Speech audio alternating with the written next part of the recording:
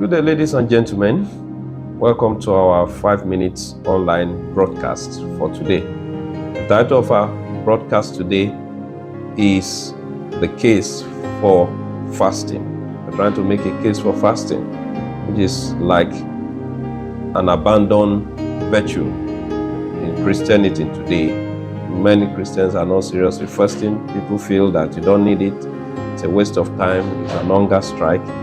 But it goes beyond that. Today we shall be looking at a case study of Esther. So many people fasted in the Bible, and we're going to be reviewing them in the next few days. But today we're going to look at Esther.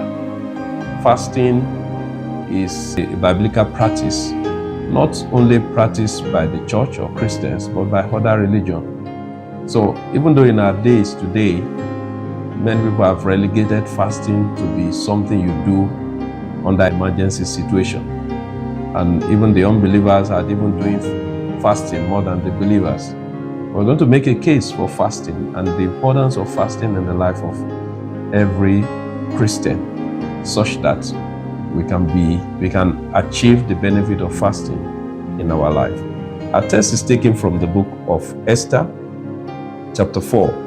Verse 15 to 16, 15 to 17. I read, Then Esther bade them return Mordecai this answer, Go gather together all the Jews that are present in Shushan, and fast ye for me, and neither eat nor drink 3 days, night or day.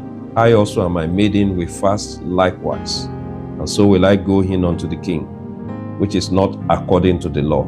And if I perish, I perish. So Mordecai went his way and did according to all that Esther had commanded him. The story talks about the life of a queen in the land of Persia named Esther. She was a migrant who happened to become king because God showed her so much favor, and she became the queen of the land.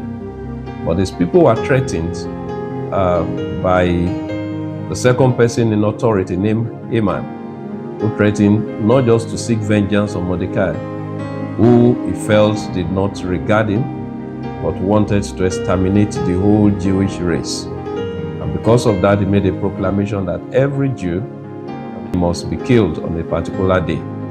And this called for concern that brought the attention of Esther to this matter.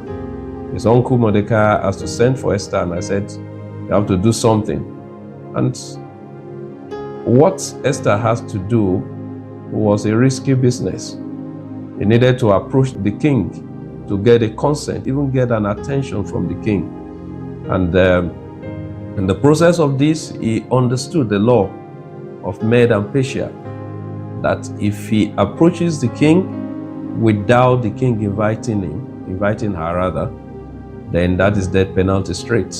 And so he knew that for her to have access to the king without being invited, she needed something extraordinary, and that was why she needed to fast.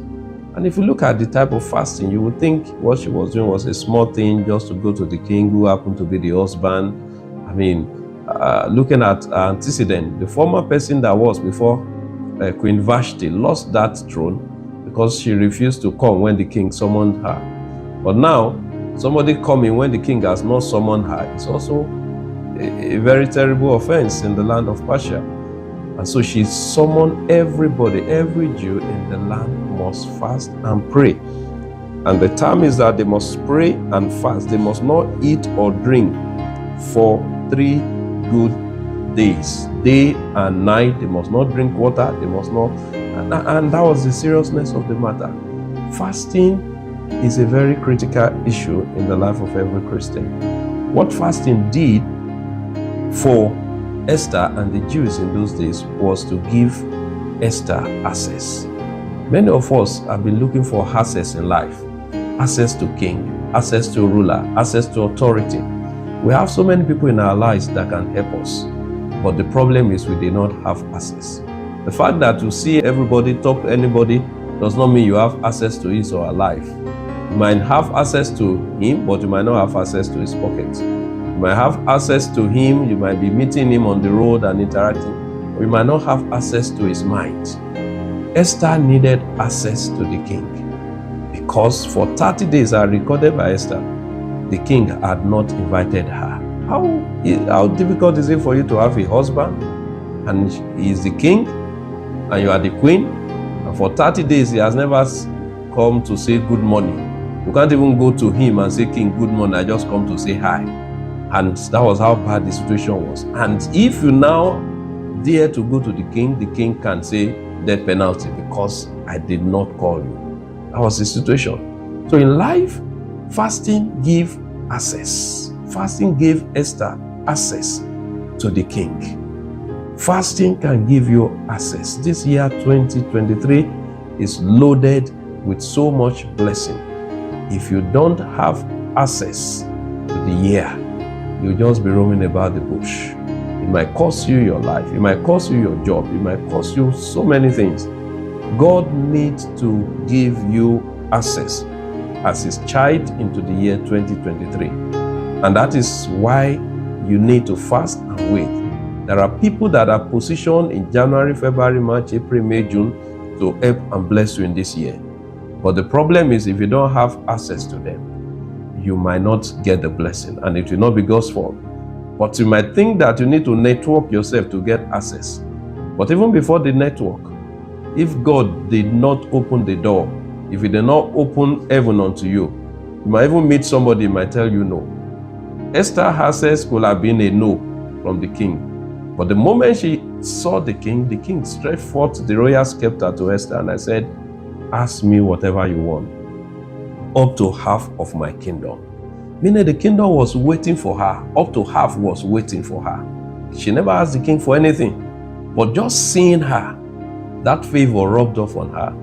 And then the king said, oh, for you to have shown up to come and see me, there must be something very important. And I said, ask anything, I'll give you up to half of my kingdom. Let's share the kingdom together. Instead of getting a death penalty, she was entitled to half of the kingdom. So this year, as most believers are waiting and fasting in January or at whatever time they are choose to wait on the Lord, it's a period for you to ask God for access. It's a period for you to fast and pray and seek the face of God. And if God will give you access to king, to ruler, to jobs, to contract, to an appointment, to a promotion, then you know that that is enough to change your life. This is a 5-minute broadcast, and that is where we shall be stopping today. Tomorrow, at the same time, we'll continue with this same broadcast. God bless you. See you tomorrow.